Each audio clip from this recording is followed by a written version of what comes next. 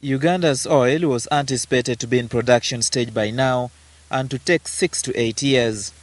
Uganda Investment Authority report for year ending June 2011 shows that the planned investment from the petroleum and electricity sector was the highest at $445 million, with a planned contribution of over 70,000 jobs.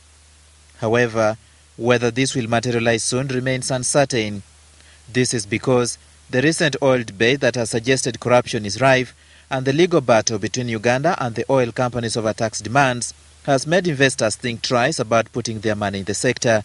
According to the Bank of Uganda, this talk is bad for investor confidence. Dr. Adam Tugume, the Executive Director Research at the bank, explains. In economics, we call it animal spirits. Those are the animal spirits that drive the economies. There's nothing, other people call it psychology.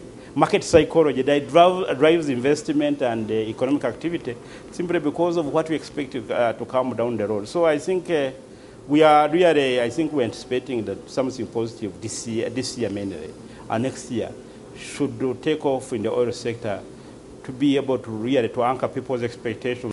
Global economic ratings seem to be working against Uganda, with the latest Fitch ratings showing that Uganda's economic position had gone from positive to stable. This drop in rating performance is blamed on the delay in the oil production and more talk than action in the oil sector. Uganda's performance also dropped, according to the World Bank Doing Business 2012 report, from number 119 to 123 out of 183 countries. Doing Business sheds light on how easy or difficult it is for an entrepreneur to open and run a small to medium-sized business when complying with relevant regulations. News came out that everything is sorted out, and by this, investment, the oil refinery, etc., is taking off. You will see how the reaction from the private individual. No, we are not talking about Ugandans alone. It is global. Everybody is interested in where there is likely to be a return. So everybody is looking at Uganda now. So I think the news about the development in the oil sector for the Uganda, yes, it is important for the Bank of Uganda, yes, for private sector here also, and also global.